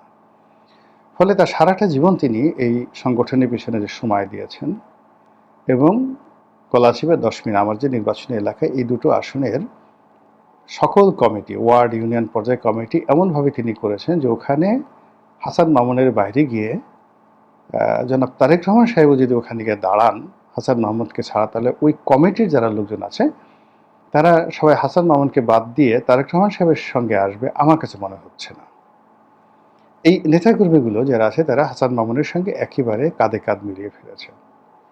ফলে তাকে যদি রাজনীতিতে টিকে থাকতে হয় তাহলে তাকে স্বতন্ত্র নির্বাচন করতে হবে, অথবা বিএনপির যে প্রার্থী যদি অন্য কাউকে দেয় তাহলে হাসান মামুনের রাজনীতি সেই দিন থেকে শেষ। সে যদি বিরোধিতা করে পার্টি থেকে তাকে বহিষ্কার করা হবে, কমিটি বাদ দিয়ে দেওয়া হবে। আবার সে যদি স্বতন্ত্র নির্বাচন করে তাও একই অবস্থা হবে, পুরো কমিটি, তার যে কমিটি আছে রাজনীতি তছনছ হয়ে যাবে। এই গেল হাসান মামুন এবং বিএনপির ভাষণ। অন্যদিকে যদি হাসান মামুনকে মনোনয়ন দেওয়া হয়, হাসান মামুনকে মনোনয়ন দেওয়া গেলে বিএনপি যে সবচেয়ে শক্তিশালী গ্রুপ, হাসান মামুনদের হাতে কমিটি আছে কিন্তু মাসেল পাওয়ার এবং ভোট যাদের হাতে সেটা হলো সাবেক সংসদ সদস্য শাহজাহান খান, তার আত্মীয় স্বজন এবং তার কমিটি। ফলে সেখানে হাসান মামুন পাশ করে আসাটা খুবই কঠিন। ওখানে জামাতের প্রার্থী পাশ করার সম্ভাবনা অনেক অনেক বেশি। নুরুল হক নুরু যদি তার নিজের দল থেকে দাঁড়ায়, যেহেতু আসলে গলাচিপা 10 মিনিট আমার যে নির্বাচন অত্যন্ত ম্যাচিউরড একটা এলাকা, এখানে যারা ইতিপূর্বে সংসদ সদস্য হয়েছেন এবং জনপ্রিয় হয়েছেন, সাস্টেন করেছেন, তাদের সবার এডুকেশন, অভিজ্ঞতা এবং ওই এলাকার জনগণের প্রতি তাদের যে কন্ট্রিবিউশন, নিজের পকেটের অর্থ খরচ করে জনগণের সেবা করার যে একটা ঐতিহ্য রয়েছে ভীষণ রকম। আমি যেমন ধরুন ওখানে একসময় শিক্ষামন্ত্রী ছিলেন বাতেন তালুকদার সাহেব, তারপরে এর আগে ছিলেন বারেক মিয়া সাহেব, তারপর ক্ষমা জাহাঙ্গীর সাহেব, তারপর আমি ছিলাম। আমরা সবাই নির্বাচিত হওয়ার আগে 10 বছর 12 বছর নির্বাচনী এলাকায় আমাদের সর্বস্ব, মানে সময়, টাকা, মানে যত কিছু খরচ করেছি, ফলে মানুষের হৃদয় ওইভাবে আন্দোলিত হয়েছে। কিন্তু দেখা গেল যে আপনি খুব, মামুন যেটা করছে সেটা শুধুমাত্র রাজনৈতিক দল, কিন্তু মামুনের যেহেতু ব্যবসা নাই, বাণিজ্য নাই, তার স্ত্রী চাকরি করে, সীমিত অর্থ দিয়ে, মানে আমি যে কাজটা করেছি, ক্ষমা জাহাঙ্গীর যে কাজটা করেছেন, বাতেন তালুকদার যে কাজটি করেছেন, এটা সম্ভব নয়, তাদের পক্ষে সম্ভব নয়। আর নুরু তো মানে আরও মানে তরুণ। ফলে কি হচ্ছে, কিংবা এই যে এখন শাহ আলম সাহেব যিনি আছেন তিনি একজন শিক্ষক মানুষ, জামাতের আমির, মানে পাবলিকে 1 কেজি মুড়ি খাইয়েছেন এরকম কোনো নজির নাই। ফলে হয় কি, 3 জন প্রার্থী, সম্ভাব্য 3 জন প্রার্থী, তাদের মধ্যে প্রতিযোগিতা হবে, কিন্তু জনগণের সহানুভূতি, আগ্রহ এবং তারা এমপি হলে এলাকার উন্নয়ন হবে এইরকম বিশ্বাস জনগণের মধ্যে হবে না। ফলে জনগণের ভোটের জামে সেটার পরিবর্তে মারামারি, কাটাকাটি, হানাহানি হবে, এবং যেই এমপি হোক না কেন আলটিমেটলি এলাকার শান্তি হবে না। আমি জাস্ট আমার এলাকাটা সম্পর্কে বললাম, পটুয়াখালী 4টে আসন সম্পর্কে আমি ঠিক এইভাবে নিরপেক্ষভাবে বলতে পারি। তো কি হচ্ছে যে বিএনপির যারা জোট সঙ্গী, তারা যেহেতু নিজেদের প্রতীকে লড়াই করছে, ওখানে অনেক জায়গা থেকে গিয়ে বিএনপি নেতাকর্মীর দ্বারা তারা ধাওয়া খেয়ে আসছে। কোনো জোট সঙ্গীরই এত শক্তি নাই যে বিএনপির প্রার্থীকে চ্যালেঞ্জ জানিয়ে বাপের বেটার মতো এলাকাতে দাঁড়িয়ে থাকবে। এই শক্তিটা কারোর নেই, কোথাও নেই। ফলে কি হয়েছে, সমস্ত জোটের যারা কর্মী নেতা তারা ভীষণ রকম হতাশ। দেখলাম তানিয়া রব, মানে আসম আব্দুর রব সাহেবের স্ত্রী যিনি ইলেকশন করবেন, তিনি সেখানে ধাওয়া খেয়ে আসছেন। ঢাকাতে যখন দুর্নীতিবাজরা উল্লাস নৃত্য করবে, যখন সবচেয়ে মূর্খ যে লোকটি সেটি ক্ষমতার চেয়ারে বসে থাকবে, জ্ঞানীরা বা পণ্ডিতেরা তাদের পাণ্ডিত্যের জন্য অনুশোচনা করবে। তো এই যে মোহাম্মদের সক্রেটিস, সেই বক্তব্যটি এখন কোন পর্যায়ে আছে বাংলাদেশের জন্য, আমেরিকার জন্য, ভারতের জন্য, সেটা নিয়ে আপনারা চিন্তা ভাবনা করুন। এই বিষয় নিয়ে আমি কোনো কথা বলতে চাই না। বা আজকে যে প্রসঙ্গটা নিয়ে আলোচনা করবো, সেই প্রসঙ্গের সঙ্গে শেখ হাসিনার, খালেদা জিয়ার, তারেক জিয়ার, ডক্টর শফিকের বা ডক্টর মোহাম্মদ ইউনূসের আদৌ কোনো সম্পর্ক আছে কি আছে না, এটা নিয়ে আমার কোনো ইন্ডিকেশন নাই, চিন্তাই নাই। আমি কেবলমাত্র একটা ভাব সম্প্রসারণ করার জন্য যে বিষয়টি নিয়ে আলোচনা করব, দুর্বলের শাসন খুব ভয়ঙ্কর হয়, এটার ঐতিহাসিক প্রেক্ষাপট বর্ণনা করব, যাতে করে আপনারা বুঝবেন যে শক্তিশালী মানুষ ক্ষমতায় বসলে কি হয় আর দুর্বল মানুষ ক্ষমতায় বসলে কি হয়। প্রথমে শক্তিশালী মানুষের সম্পর্কে বলে নিই। বেশি দূরে যাওয়ার দরকার নেই। আমাদের ভারতের দুজন শক্তিশালী শাসক ছিলেন, গিয়াসউদ্দিন বলবন আর সম্রাট আলাউদ্দিন খিলজি। গিয়াসউদ্দিন বলবন তিনি ২০ বছর ছিলেন প্রধানমন্ত্রী আর ২০ বছর ছিলেন সুলতান। আর তার আগে, অর্থাৎ প্রধানমন্ত্রী হওয়ার আগে, ইলতুৎমিশের জমানায় তিনি ছিলেন যে রাজকীয় গার্ড রেজিমেন্ট রয়েছে, এখন বাংলাদেশে যেভাবে এসএসএফ আছে, এই রাজকীয় গার্ড যে আছে, প্রাসাদরক্ষী, সম্রাটের দেহরক্ষী, সেই বাহিনীর প্রধান। এখন বাংলাদেশে ধরেন এসএসএফ এর একজন মেজর বা পিজিআর এর একজন কর্নেল বা এসএসএফ এর যিনি প্রধান রয়েছেন একজন মেজর জেনারেল, তাদের দাপটে আপনারা তটস্থ থাকেন না। এমনকি যিনি এসএসএফ এর প্রধান হন, পুরো সেনাবাহিনীর মধ্যে তার একটা কর্তৃত্ব থাকে। এই মুহূর্তে যিনি এসএসএফ এর প্রধান আছেন, নিঃসন্দেহে তার ক্ষমতা কোনো অংশে কম নয়, বা ডিজিএফ এর প্রধান যিনি আছেন তার ক্ষমতা কোনো অংশে কম নয়। তো আমি গিয়াসউদ্দিন বলবনের কথা যখন বলছি, তখন দিল্লির সুলতান ছিলেন ইলতুৎমিশ, এবং ইলতুৎমিশ যখন সুলতান ছিলেন তখন গ্রেটার ভারত, আজকে যে ভারতবর্ষ তার বেশিরভাগ অংশ, আজকে যে পাকিস্তান, লাহোর, সিন্ধু বেশিরভাগ অংশ, আফগানিস্তানের বিরাট অংশ, এবং এই বাংলা ইলতুৎমিশের অধীন ছিল। তো বুঝেন সেই ইলতুৎমিশের এসএসএফ কত বড় ছিল। সেই এসএসএফ এর প্রধান ছিলেন গিয়াসউদ্দিন বলবন। তার সারাটা জীবন তিনি সৎ ছিলেন এবং খুব কঠোর ছিলেন। এতটা কঠোর ছিলেন যে তিনি যখন সুলতান ছিলেন, কোনো আমির উমরা মানে কোনো মন্ত্রী মিনিস্টারকে তিনি যদি ডাকতেন, ধমক দিতেন, চোখ গরম করতেন, তার চোখের দিকে তাকিয়ে অনেক মন্ত্রী এমপি প্রকাশ্য রাজ দরবারে প্রস্রাব করে দিতেন। ইতিহাসে লেখা আছে, পড়ে দেখুন। আলাউদ্দিন খিলজির অবস্থা একই। তিনি লেখাপড়া জানতেন না, নিরক্ষর ছিলেন, কিন্তু তার যে বীরত্ব, তিনি সেই মঙ্গল বাহিনীকে একাধিকবার ঠেকিয়ে দিয়েছেন। সমস্ত ভারতবর্ষের যে কোর্স অফ অ্যাকশন তিনি পরিবর্তন করে ফেলেছেন। তিনি যদি না থাকতেন, এই ভারতবর্ষের অবস্থা সেই বাগদাদের মতো হতো। হালাকেও আক্রমণ করার পর যেভাবে বাগদাদ তছনছ করা হয়েছে, দিল্লিও ঠিক সেইভাবে তছনছ করা হতো। পুরো মঙ্গল আক্রমণকে তিনি ঠেকিয়ে দিয়েছেন। ইলতুৎমিশ তদ্রূপ, তিনি মঙ্গলদের বিরুদ্ধে যুদ্ধ করেছেন না, যুদ্ধ করেননি, শুধুমাত্র বুদ্ধি দ্বারা, কূটনীতি দ্বারা তিনি পুরো চেঙ্গিস খানকে তিনি ঠেকিয়ে দিয়েছেন।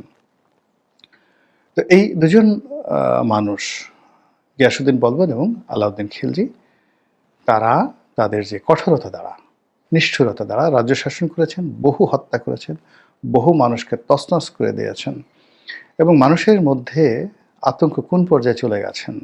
একবার বাদশাহ আলাউদ্দিন খিলজি তিনি তার চিফ জাস্টিসকে ডাকলেন, প্রধান বিচারপতিকে ডাকলেন, এবং প্রকাশ্য রাজদরবারে তিনি একটা ফতোয়া জানতে চাইলেন। তো তো চিফ জাস্টিস খুব রসিক মানুষ ছিলেন। তিনি আলাউদ্দিন খিলজির ইত্তেলা পেয়ে আর রাজদরবারে এলেন। তারপর বিষয়টি শুনলেন। তারপর তিনি বললেন যে জাহাপনা, অনুমতি দিলে এই বিষয়ে আমার বক্তব্য দেওয়ার আগে আমি কিছু একটি বাক্য উচ্চারণ করতে চাই। তো বলছে বলুন। তো চিফ জাস্টিস বললেন যে মনে হচ্ছে যে আজরাইল আমার ঘাড়ের কাছে এসে গেছে। আমি টের পাচ্ছি যে আজরাইল আমার ঘাড়ের কাছে এসে গেছে, আমার মৃত্যু খুব সন্নিকটে। তো এই কথা শুনে বাদশাহ হেসে দিলেন। বলে কেন আপনার এটা মনে হচ্ছে? বলে যে এমন একটা জটিল বিষয় আপনি আমাকে ডেকেছেন, আমি যদি কথা বলি, মিথ্যা কথা বলি, তাহলে কিয়ামতের দিন আল্লাহ আমার হলকম চেপে ধরবেন। আর যদি সত্য কথা বলি তাহলে আপনি এই মুহূর্তে আমাকে মৃত্যুদণ্ড দেবেন। এখন আমার কি করা উচিত আপনি আমাকে বলে দেন। আজরাইল বসে আছে। তখন বাদশাহ হেসে দিলেন। বাদশাহ হেসে দিয়ে বললেন, আলাউদ্দিন খিলজি হেসে দিয়ে বললেন যে আপনি সত্য বলুন, আপনার সেই সত্য যত নির্মম হোক আমি আপনাকে মৃত্যুদণ্ড দেব না। That was the administration, chief justice এবং সম্রাটের মধ্যে এই বক্তব্য। তো সেই ইতিহাস তৈরি করে গেছেন প্রায় 22 বছরের শাসন আমলে, যেখানে তার শাসনের আমার নির্বাচনী এলাকা গলাচিপাতে চালের মূল্য যা ছিল, দিল্লিতে একই চালের মূল্য ছিল। দুধ, চিনি, আটা, ময়দা একই মূল্যে বিক্রি হতো। তার রাজ্যের সর্ব জায়গাতে এক চুল এদিক ওদিক হতো না। মাপে কেউ কম দিবে কল্পনাই করা যেত না। কত আগে আলাউদ্দিন খিলজি, আজ থেকে প্রায় সেই 700 বছর আগে। আর আমরা এত আধুনিক হয়ে এখনও দুধে ভেজাল দেয়া, মাছে ফরমালিন দেয়া, ওজনে কম দেয়া আমরা কমাতে পারছি না। তো এই যে শক্ত মানুষের শাসন পৃথিবীতে অনেক ইতিহাস তৈরি করে গেছে। আর দুর্বল শাসন, যখন শাসক খুব দুর্বল হয়ে যায় তখন কি হয়? দিল্লিতে যে কজন দুর্বল শাসক ছিলেন তাদের মধ্যে একজন ছিলেন ফিরোজ শাহ তুগলক। গিয়াসউদ্দিন তুগলকের মৃত্যুর পরে তার ছেলে মোহাম্মদ বিন তুগলক হলেন। তো মোহাম্মদ বিন তুগলক এরকম পাগলা রাজা ছিলেন, ভীষণ রকম পাগল। তিনি আলাউদ্দিন খিলজি বা গিয়াসউদ্দিন বলবনের সাথে তুলনীয় নয়। এক অদ্ভুত শাসন ব্যবস্থা তিনি উপহার দিয়েছিলেন। তো যাই হোক, সেই তার মৃত্যুর পরে কোনো উত্তরাধিকার খুঁজে পাওয়া যাচ্ছিল না। তখন তার এক আত্মীয়, চাচাতো ভাই ফিরোজ শাহ তুগলক, তাকে এনে সিংহাসনে বসানো হলো। ব্যক্তিত্ব দুর্বল, তারপরে চেহারা গোলগাল, এরপর লোভী, যত রকম মানুষের যে চরিত্র রয়েছে, চরিত্রহীনতার যা কিছু রয়েছে, সব কিছুই সেই ফিরোজ শাহ তুগলকের মধ্যে ছিল। তো ফিরোজ শাহ তুগলক ক্ষমতায় বসার পর তিনি প্রথমে যেটা মনে করলেন সেটা হলো আমাকে ক্ষমতায় যারা বসিয়েছে তাদেরকে কুনির জানাতে হবে। তিনি রাজ্যের যত আমির উমরা তাদেরকে ডেকে আনলেন, তাদের বেতন ভাতা বৃদ্ধি করে দিলেন। প্রকাশ্য রাজদরবারে বারবার বললেন যে এরাই আমার নিয়োগকর্তা। যারা এই সকল নিয়োগকর্তার বিরুদ্ধে, তুর্কি আমির উমরাদের বিরুদ্ধে কথা বলবে তারা আমার শত্রু, তাদেরকে আমি মেরে ফেলব। ফলে কি হলো? পুরো রাজ্যে শুরু হলো বিশৃঙ্খলা। আজকে আমরা যে মবের দেখছি, এই মব ফিরোজ শাহ তুগলকের জামানাতে শুরু হয়েছিল। আমরা যে তুগলকি কাণ্ড বলি সেটা ব্যক্তি তুগলকি কাণ্ড হলো বাদশাহ, যাকে বলা হয় সুলতান গিয়াসউদ্দিন তুগলকের কর্মকাণ্ডকে বলা হয় তুগলকি কাণ্ড। আর রাষ্ট্রে যদি তুগলকি কাণ্ড ঘটে সেটি হলো ফিরোজ শাহ তুগলকের ঘটনা। তিনি সুন্দরী রমণী পেতে চান, এই জন্য তিনি নিজে ঘুষ দেওয়া শুরু করলেন। সম্রাট নিজে বা সুলতান নিজে কার ঘরে সুন্দরী রমণী আছে সেই খোঁজখবর নেওয়ার জন্য বিভিন্ন রাজপ্রাসাদের বিভিন্ন মহলের যারা পাইক পেদা রয়েছে তাদেরকে তিনি ঘুষ দিতেন। কার ঘরে সুন্দর ঘোড়া আছে সেই ঘোড়া কেনার জন্য, পাওয়ার জন্য তিনি ঘুষ দেওয়া শুরু করলেন। এটা ইতিহাসে লেখা, ব্যক্তিগত কথা নয়।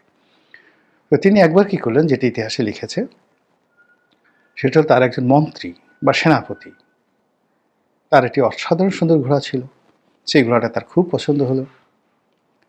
তো অনায়াসে তিনি সেই ঘোড়াটা অধিকার করতে পারতেন, নিয়ে নিতে পারতেন, কিন্তু সেটি না করে তিনি করলেন কি, সেই সেনাপতির যে আস্তাবল রক্ষক তাকে তিনি ঘুষ দিলেন।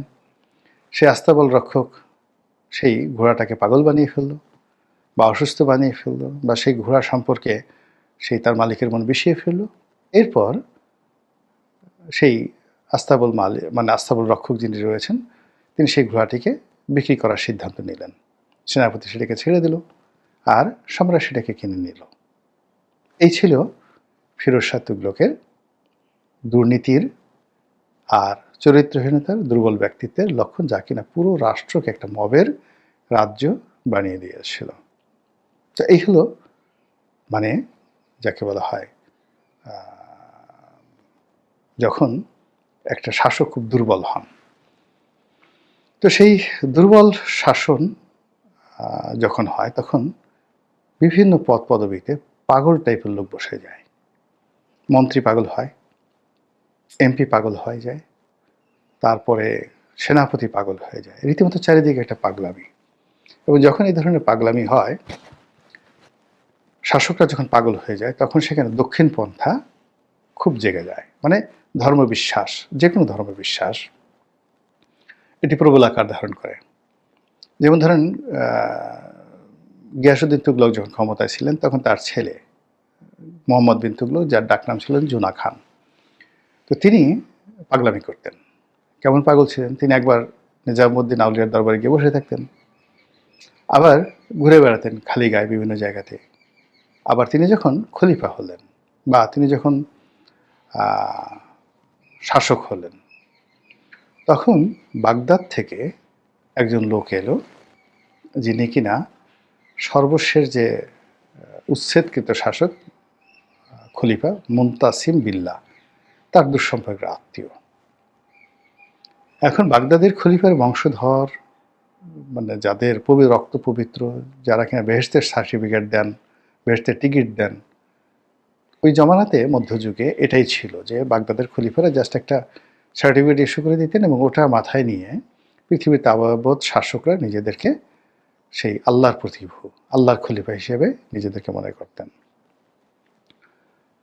তো এরকম একজন পবিত্র মানুষ রাজ্যে আসছে, এবং এটা নিয়ে তিনি যে পাগলামি করেছেন, ইবনে বতুতার বইতে আপনি পড়ে দেখেন কি ধরনের পাগলামি, হাসতে হাসতে আপনি মরে যাবেন।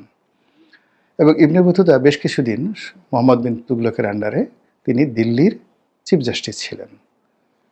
তো কাজে তিনি যে বর্ণনা করেছেন, সেই বর্ণনার একটি অংশটা হলো যে যখন তিনি জানলেন, তখন তার সঙ্গে দেখা করার জন্য তিনি পায়ের জুতো খুলে ফেললেন, এবং তিনি যেই জায়গাটাতে দাঁড়িয়েছিলেন সেই জায়গাটাতে তিনি চিন্তা করলেন যে এই লোকের কাছে আর হেঁটে হেঁটে দিয়ে যাওয়া বেয়াদবি হবে। তখন তিনি হাঁটুর উপর ভর করে মাথা নুয়ে তিনি সেই পশু যেভাবে এগুতে থাকে ওইভাবে তিনি এগুতে থাকলেন। চার পেয়ে প্রাণীর মতো তিনি সেই বাগদাদ থেকে আগত খলিফা মুনতাসিম বিল্লার দুঃসম্পর্কের আত্মীয় তার কাছে গেলেন। তার জন্য তার নিজের যে প্রাসাদ, সবচেয়ে অভিজাত যে প্রাসাদ, সেই প্রাসাদটা ছেড়ে দিলেন, এবং তার নিজের জন্য যে সকল বিত্তবিলাস বৈভব ছিল, তার চেয়ে অনেক বেশি সুযোগ সুবিধা তিনি আয়োজন করলেন। ফলে পুরো রাজ্য রীতিমতো একটা পাগলের কারখানা গড়ে উঠল। এবং এই সুযোগে যে ধর্মীয় উগ্রবাদ ভারতবর্ষে চালু হলো, সেই উগ্রবাদের বিষ বাষ্প একেবারে সম্রাট জাহাঙ্গীরের জামানা পর্যন্ত মুঘল সাম্রাজ্যকে তছনছ করে ছেড়ে দিয়েছে। ওই সময় সেই উগ্রবাদ, মানে সুলতান মোহাম্মদ বিন তুগলকের সময়ের যে দক্ষিণ পন্থার উদ্ভব হয়েছিল, সেটার বিস্তার একেবারে জাহাঙ্গীরের জমানা পর্যন্ত ছিল। পরবর্তীতে নূরজাহান যখন প্রভাবশালী হয়ে পড়ল, তখন এটা ধীরে ধীরে কমতে থাকে, এবং আওরঙ্গজেবের সময়টাতে এটা একটা নিউট্রাল পর্যায়ে চলে আসে। যেভাবে ইংল্যান্ডে খুব চার্চ শক্তিশালী হয়েছিল, মানে রাজা যদি শুল্ক আরোপ যেভাবে করতে পারত, ঠিক সেইভাবে রাষ্ট্রীয় সকল কর্মে খ্রিস্টানদের যে ধর্মগুরু যারা ছিলেন, পোপ, তার ক্ষমতা অনেক অনেক বেশি ছিল।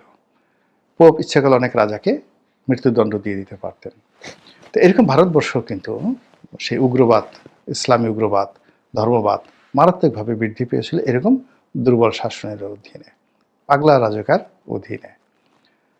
তো যখনই এরকম দেখবেন যে কোনো একটা দেশে মানুষ বস্তুর সাথে অবস্তুগত বিষয় বেশি পছন্দ করে, তারপর কামনা, বাসনা, স্বপ্ন, এই তিনটি জিনিস মানুষের যে পার্থিব বিষয়, পরিশ্রম, অর্থ, বৃত্ত, ব্যবসা বাণিজ্য, এগুলোর চাইতে প্রেম, ভালোবাসা, বিশ্বাস, ধর্মাচরণ, এই জিনিসগুলো মানুষের জন্য মুখ্য হয়ে যায়। তারা মনে করে এর মধ্যেই তাদের মুক্তি। ধরে নেবেন যে সেখানে দুর্বল শাসন চলছে। এবং যখন ধর্মগুরুরা সেটা বৌদ্ধ হোক, খ্রিস্টান হোক, হিন্দু হোক, ইহুদি হোক, তারা সিংহাসনের প্যারালাল একটি শক্তি তৈরি করে ফেলে এবং মানুষদেরকে জমিনের পরিবর্তে আসমানের দোহাই দেয়। মানুষদেরকে জীবনে বেঁচে থাকার চাইতে মরে যাওয়ার জন্য তাদেরকে উৎসাহিত করে বেশি, এবং বাস্তব জীবনের চাইতে মরে যাওয়ার পরে যে জীবন, এই জীবনটাকে গুরুত্ব এমনভাবে দেওয়া হয় যেন মানুষ কাজকর্ম বাদ দিয়ে সারাক্ষণ শুধু তসবিহ নিয়ে হায় আল্লাহ, হু আল্লাহ, এ সকল কথা বলে তারা বেশি শান্তি পায়। এরকম একটা প্রচারণা চলতে থাকে।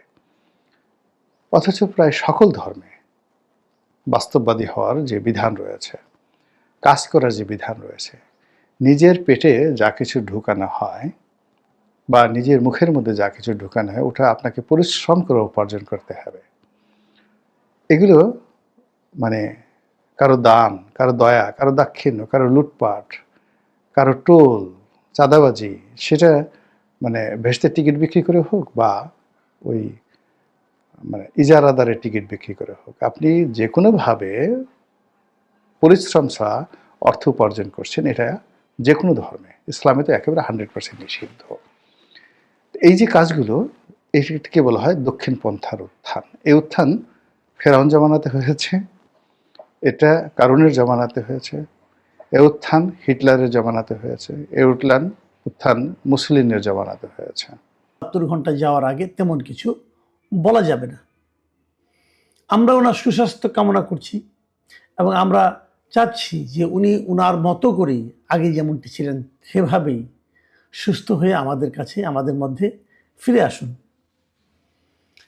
এরই মধ্যে সরকারের দিক থেকে আমরা দেখেছি এবং বিভিন্ন ক্ষেত্র থেকে দেখেছি যে হাদিরকে কে গুলি করলো, কেন গুলি করলো, এগুলো নিয়ে নানা ধরনের আলোচনা হচ্ছে। সেই আলোচনাগুলোতে আমরা একটু অংশ নিতে চাই। যেমন ধরা যাক, গুলিটা কে করলো? এখন পর্যন্ত যতটুকু দেখা গেছে সিসিটিভিতে, যে একটা ওসমান হাদি যাচ্ছিলেন একটা ব্যাটারি চালিত রিক্সা দিয়ে, তার পাশে দিয়ে ডান দিক দিয়ে যে একটা মোটর বাইকে দুজন ছিল, পেছনের জন গুলি করেছে এবং গুলিটা অব্যর্থ ছিল, নিশানা অব্যর্থ ছিল। এটা দেখে অনেকে ভাবছেন উনি কি কোনো প্রশিক্ষিত ব্যক্তি, একটা চিন্তা আছে।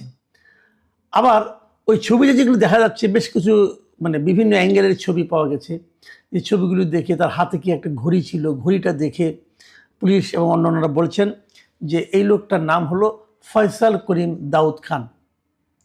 এই লোকটা একসময় ছাত্রলীগের রাজনীতির সঙ্গে ছিল এবং গত জুলাই, এই বছর আগের বছর 24শে জুলাইয়ে ছাত্রলীগের বিভিন্ন মিছিলে তাকে দেখা গেছে। একটা ছবি আমি দেখলাম যে একজন লোক বাইক চালাচ্ছে, তার পেছনে সে বসে আছে, পেছনে বসে থাকতে সে পছন্দ করে বোধহয়, আমি জানি না ঠিক, পেছনে বসে আছে এবং বসার ভঙ্গি, চেহারা, এবং এটার মধ্যে অবশ্য হাজির এখানে বসে তার মাথায় হেলমেট ছিল। তো মোটামুটি একটা ধারণা পাওয়া গেছে এই লোককে। এবং ছাত্রলীগের উনি সেন্ট্রাল কমিটিতেও ছিলেন। এখন একে ধরার জন্য পুলিশ হন্যে হয়ে খুঁজছে এবং তাদের মতো করে তারা ব্যবস্থা করছে। এর মধ্যে সরকার 50 লাখ টাকা পুরস্কারও ঘোষণা করেছে তাকে ধরিয়ে দেওয়ার জন্য। আমি নিজে আশাবাদী কারণ আমার কাছে মনে হয়েছে পুলিশ তাকে খুব দ্রুতই ধরে ফেলবে। সীমান্তগুলিতেও খুব মানে কঠোর একটা ব্যবস্থা নেওয়া হয়েছে, নিরাপত্তা ব্যবস্থা, যাতে সে বেরিয়ে যেতে না পারে। নানাভাবেই তাকে ধরার জন্য উদ্যোগ নেওয়া হয়েছে এবং আমার মন বলছে যে সে আজকালকের মধ্যে ধরা পড়ে যাবে। আমি জানি না কি হবে, তবে আমি আশা করি ধরা পড়া উচিত, কারণ ধরা না পড়লে একটা বড় ক্ষতি হয়ে যাবে। সেই ক্ষতিটাকে আমি একটু পরে বলছি। এখন প্রশ্ন হলো, এই ফয়সাল করিম দাউদ খান লোকটা কে? আগেই বলেছি সে ছাত্রলীগের রাজনীতির সঙ্গে ছিল, বিগত সরকারের সঙ্গে সে পাওয়ারফুল লোক ছিল, বিগত সরকারের অনেকগুলো বিভিন্ন রকম বাণিজ্যিক কর্মকাণ্ড ঠিকাদার হিসেবে সে কাজ করেছে, টাকা পয়সাও ছিল। কিন্তু ইন্টারেস্টিং বিষয় হলো, মানে একটু অবাক করা বিষয় হলো যে শরীফ ওসমান হাদির সঙ্গেও তাকে দেখা গেছে। মানে শরীফ ওসমান হাদির যে ইনকিলাব মঞ্চের যে অফিস আছে, সেই অফিসে তার যাওয়া আসা ছিল, তার পাশে বসে তার সঙ্গে কথা বলতে পারে, তার খুব ঘনিষ্ঠভাবে তার পাশে একবার বসে থাকতেও দেখা গেছে। এবং তার যে নির্বাচনী যে টিম ছিল, প্রচারণা টিম হাদির, সেই টিমের সঙ্গেও সে জড়িত ছিল। তার মানে সে শরীফ ওসমান হাদির বেশি ঘনিষ্ঠ ছিল। কি করে হলো? ছাত্রলীগের এত বড় একটা জঙ্গি নেতা, হ্যাঁ, সে কিভাবে শরীফ ওসমান হাদির সঙ্গে এত ঘনিষ্ঠ হয়ে গেল? জঙ্গি বললাম কেন? সে কিন্তু অস্ত্র মামলায় আটকও হয়েছিল।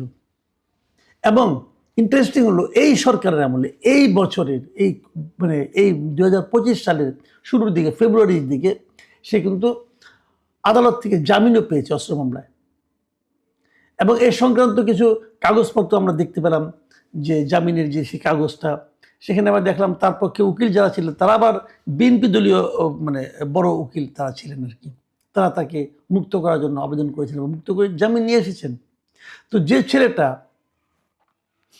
অস্ত্র মামলায় আটক হলো, সে আবার জামিনও পেয়ে গেল, সে আবার অস্ত্র দিয়ে হাদিকে মারল। তারও চেয়ে বড় কথা হলো, হাদি কি জানতো না এই লোকটা কে? এই লোকটা যে ইয়ের সঙ্গে, ছাত্রলীগের সঙ্গে ছিল, এটা কি হাদি আনতেন না? না জানা তো কোনো কারণ নেই, কারণ সে তো আপনার বেশ প্রকাশিত নেতা, সবাই তাকে চিনত, এবং সে আদালত থেকে বেরিয়ে এসেছে। তাকে উনি তার পাশে বসতে দিলেন কেন? এগুলো কিন্তু অনেকগুলি বিষয় আছে। আবার আরেকটা ছবিতে দেখলাম, সেই ছবিটা সত্য মিথ্যা জানি না, অনেকে বলছিল নাকি এআই দিয়ে তৈরি করা, হতে পারে, আমি জানি না ঠিক। সেই ছবিতে দেখলাম সাদিক কায়েমের সঙ্গে বসে সে বেশ হাসি ঠাট্টার মতো করছে, খুব দুজনে বেশ উচ্ছল অবস্থায় বসে আছে। এ ধরনের একটা ছবিও দেখলাম। তবে এটা নিয়ে আমার একটু সন্দেহ আছে, এটা হয়তো এআই দিয়ে তৈরি করা হতে পারে, আমি বলতে পারবো না, কারণ আজকে সোশ্যাল মিডিয়াতে খুব দ্রুত অনেক কিছু চলে আসে, আমি ঠিক ক্লিয়ার না। তো যাই হোক, এখন প্রশ্নটা হলো, আমরা যেটা দেখলাম যে ছাত্রলীগের অনেকে কিন্তু এখন যা নাকি এরকম বড় বড় অবস্থায় ছিল, তারা কিন্তু এদের সঙ্গে কিভাবে যেন মিলে যাচ্ছে, কিভাবে যেন জড়িয়ে যাচ্ছে। এই যে জড়িয়ে যাওয়ার বিষয়গুলো, এগুলো কেন? এটা কেমন রাজনীতি? এবং এই রাজনীতিটাকে আমি ভালো রাজনীতি মনে করি না। এবং এই রাজনীতির এই যে আপনার একটা মন্দ রাজনীতি, তারই ফল কিন্তু হাদিকে ভোগ করতে হলো, একটা জীবন মৃত্যু সন্ধিক্ষণে তাকে চলে যেতে হলো। তো এটা নিয়েও চিন্তা করা কিন্তু বিষয় আছে। এখন এই যে ছেলেটা, এই এতটাই আপনার পরিচিত ছিল, তার সঙ্গে সে সাবেক প্রেসিডেন্ট হামিদ সাহেবের সঙ্গে তার ছবি আছে, আসাদুজ্জামান খান কামালের সঙ্গে তার ছবি আছে।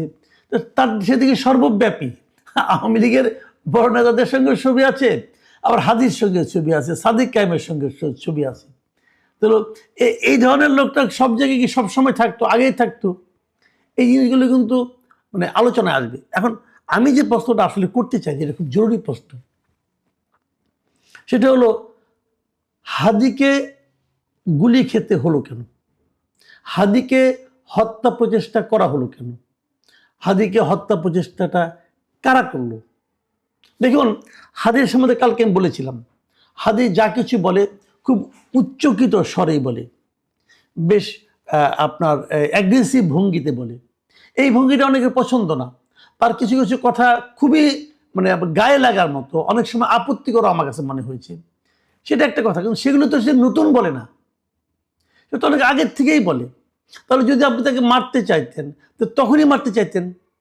তো তখন না মারতে চেয়ে যেদিন তফসিল ঘোষণা করা হলো, তার পরের দিনটাকে আপনি বেছে নিলেন কেন?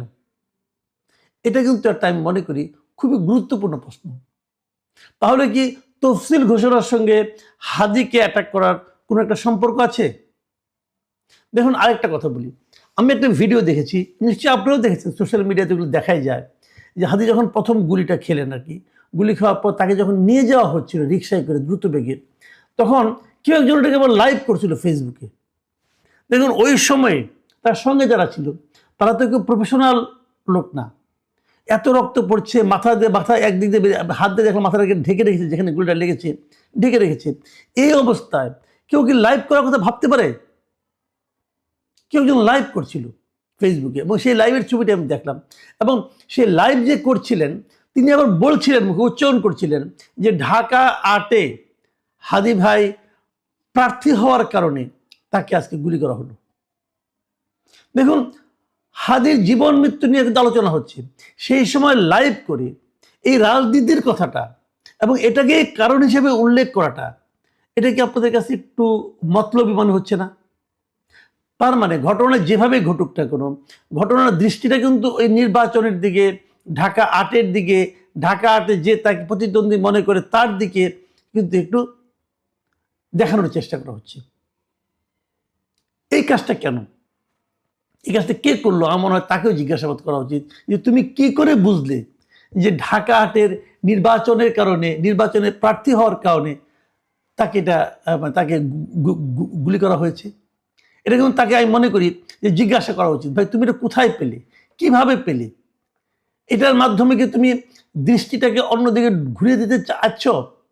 প্রকৃতপক্ষে যারা দায়ী অথবা যারা করেছে তাদেরকে তুমি চেনো বলেই কি তুমি অন্যদিকে দৃষ্টি সরাতে যাচ্ছ? দেখুন, আরেকজন